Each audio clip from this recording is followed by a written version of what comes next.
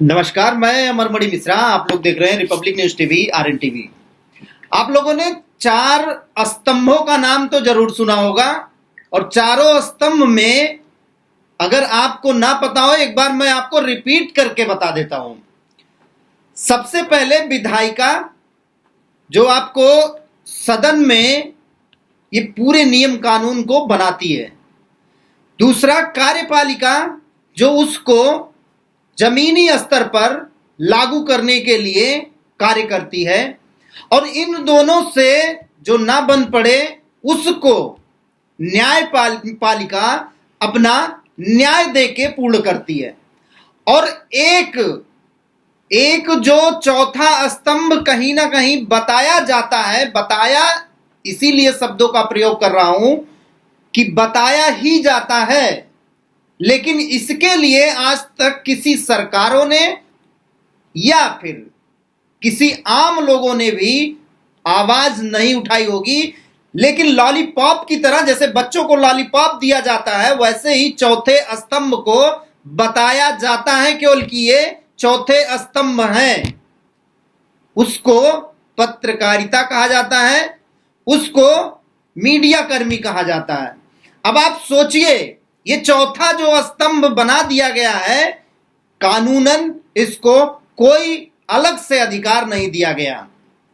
केवल ये चौथे स्तंभ में इनका नाम शामिल कर दिया गया है आम लोगों को बताने के लिए कि एक महल, जैसे कि किसी चीज का अगर आपको बताना हो किसी के बारे में, तो उसके बारे में आपको इंट्रोडक्शन देना पड़ता है। ऐसे ही जब आपको किसी महल के बारे में अगर बात होगी तो चार स्तंभों की बात होगी, और बताते हैं लोग कि चार स्तंभ जब तक होंगे नहीं तब तक कोई मकान खड़ा नहीं हो सकता। लेकिन इस चौथे स्तंभ को जिस तरीके से आज के समय में 21वीं सदी में, इसलिए मैं इस चीज को बता रहा हूं आप लोगों को, खास करके बस्ती जिले का जो बुरा हाल चल रहा है पत्रकारिता को लेके, और पत्रकारिता को यहां के अधिकारी भी तवज्जो नहीं दे रहे हैं, उसका जीता जागता सबूत आपको दिखाएंगे।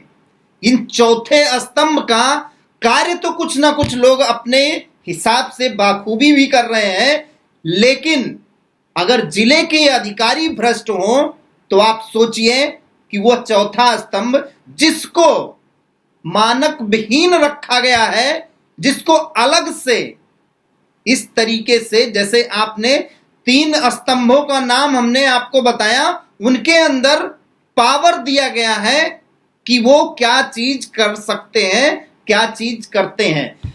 लेकिन इस चौथे स्तंभ को सिर्फ कलम पकड़ाया गया और बताया गया कि तुम लिखते रहो, बोलते रहो। लेकिन अगर इसकी सुनवाई अच्छे और सही प्लेटफार्मों पे नहीं हो पा रही है तो जवाबदेही किसकी बनती है।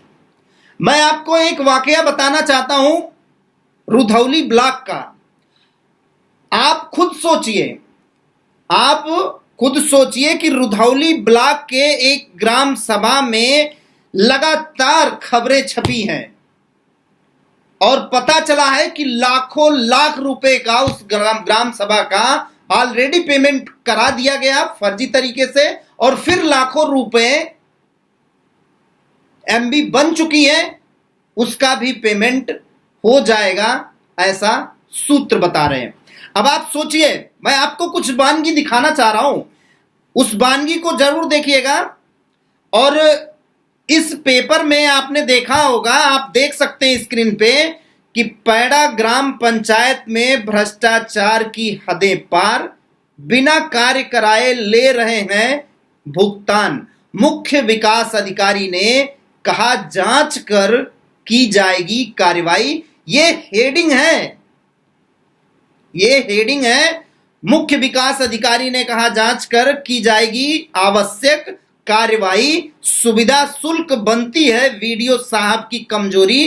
प्रधान रोजगार सेवक सचिव द्वारा लाखों का भ्रष्टाचार। लाखों रुपए के भ्रष्टाचार के बाद अब भ्रष्टाचार की चरम सीमा पार करने पर आमदा प्रधान रोजगार सेवक सचिव। ग्राम पंचायत पैड़ा में मचे भ्रष्टाचार के हकदारों में रुधौली ब्लॉक के वीडियो। इस पेपर में आप साफ साफ शब्दों में सुन भी रहे होंगे और साफ अंकित अक्षरों में पढ़ भी रहे होंगे। अब आप सोचिए कि एक पत्रकार ने अपनी भूमिका बाखूबी अदा किया, लेकिन यहां के अधिकारी क्या इस पूरे मामले को संज्ञान लेके कार्य कर रहे हैं? दोनों चीजें मैं आपसे ही पूछना चाहता हूं, आम पब्लिक से ही पूछना चाहता हूं कि अगर ऐसे पत्रकार जो गलत तरीके से ऐसे खबरों को छापते हैं, ऐसे पत्रकारों के ऊपर कड़ी से कड़ी कार्रवाई होनी चाहिए, ताकि कभी कोई भी पत्रकार गलत तरीके से कोई गलत इंफॉर्मेशन खासकर समाज को ना दे पाए। लेकिन अगर पत्रकार के बातों में, उसकी लेखनी में सच्चाई है, तो अधिकारियों को भी, ऐसे भ्रष्ट अधिकारियों को भी कहीं ना कहीं पूरी तरीके से संलिप्तता का, इस भ्रष्टाचार में संलिप्त होने का पूरा जो भ्रष्टाचार के खिलाफ कानूनी कार्रवाई होती है, इन पे कड़ी से कड़ी कार्रवाई भी होनी चाहिए। ये तो मैंने आपको एक पेपर दिखाया, और पेपर में आप देख लीजिए, केवल हेडिंग आपको पढ़ के बता रहा हूं। पैड़ा ग्राम पंचायत में भ्रष्टाचार की हदें पार, खबर लिखने के लिए पत्रकारों को कम पड़े शब्द। आप सोचिए, फिर आता है पैड़ा ग्राम पंचायत में भ्रष्टाचार की हदें पार, खबर लिखने के लिए पत्रकारों को कम पड़े शब्द। लाखों रुपए के भ्रष्टाचार के बाद अब भ्रष्टाचार की चरम सीमा पार करने पर आमादा प्रधान रोजगार सेवक सचिव कार्यालय विकास खंड अधिकारी रुधौली।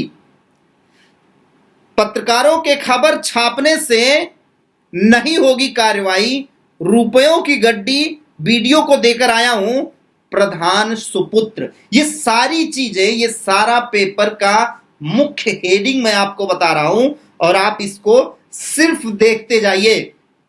रुधौली वीडियो पैसा लेकर खुद भ्रष्टाचार में है लिप्त, कैसे करेंगे कार्रवाई सुपुत्र और उसके गुर्गे। उच्च अधिकारियों को गुमराह करने में सक्षम वीडियो, रुधौली की कार्यशैली पर सवाल। भ्रष्टाचार में संलिप्त वीडियो, रुधौली विकास कार्यों में बढ़ रही अनियमितताएं। ऐसे तमाम खबरें हैं। रुधौली ब्लॉक प्रशासन की संरक्षण में ग्राम पंचायत पैड़ा में मनरेगा योजना का जमकर भ्रष्टाचार। ये सारे पेपर हैं, आपको मैं बता रहा हूं। रुधौली ब्लॉक प्रशासन के संरक्षण में ग्राम पंचायत पैड़ा में मनरेगा योजना का जमकर भ्रष्टाचार, ग्राम पैड़ा। ऐसी तमाम खबरें एक ही ब्लॉक के पैड़ा ग्राम सभा की चली हुई है। इसमें ये तो सीधा सीधा जाहिर पड़ता है कि अगर एक ग्राम सभा में इस तरीके से भ्रष्टाचार को उजागर किया जा रहा है और पूरे जिले के अधिकारी, बीडीओ, ग्राम सचिव, रोजगार सेवक, प्रधान, अगर इसमें सबकी संलिप्तता दिखाई जा रही है और बताई जा रही है, वो भी पत्रकार के द्वारा, तो या तो फिर पूरे जिले के अधिकारी जिस प्रकार से कार्यरत हैं और जिन जिन पे ये सवालिया निशान खड़ा हो रहा है, या तो वाकई में भ्रष्ट हैं, या फिर उनके द्वारा ये लिखा हुआ सारा मामला ही गलत है। या तो पत्रकार गलत है, या तो इसमें संलिप्त जितने भी कर्मचारी हैं, अगर सही लिखा हुआ शब्द है, तो जिले के इस तरीके के भ्रष्ट अधिकारियों के ऊपर आखिर कार्रवाई कौन करेगा।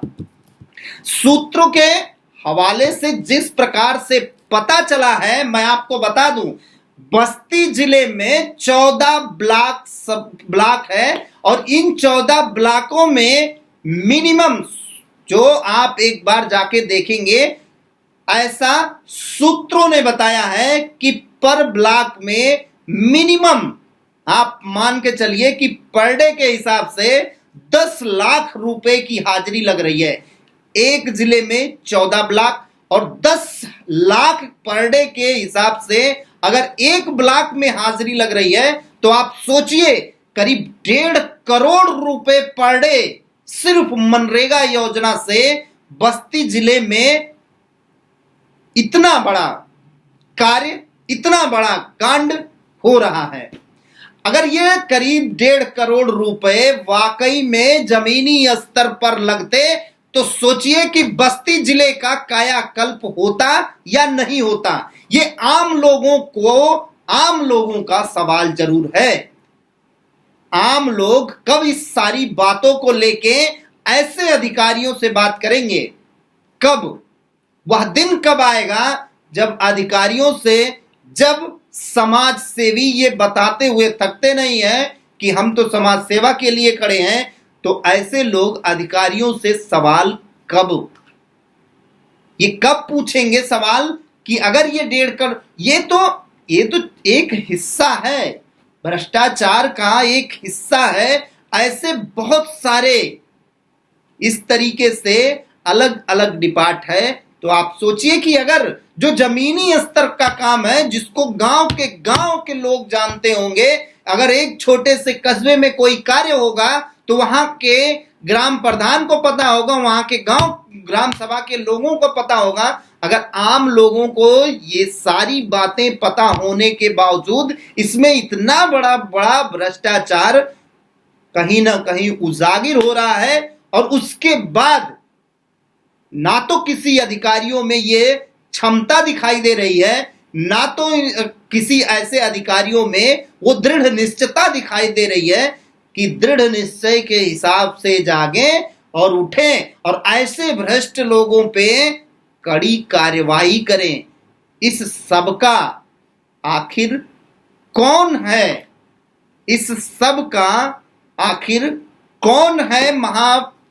महापाप का सबसे महायोग कौन है? उस महायोगी को उठाना चाहिए, क्योंकि जब तक जड़ में, जैसा बताते हैं कि जब तक उसके जड़ में इस तरीके के कार्रवाई नहीं होगी, ऐसे छोटे छोटे लोगों पे भी कार्रवाई करने से ना तो जिले का, ना तो समाज का, ना तो प्रदेश का भला हो सकता है।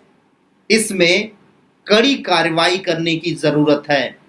पूरे मामले पे अपना विचार जरूर रखिएगा। अगर समय मिल जाए तो लाइक, शेयर और कमेंट जरूर कीजिएगा।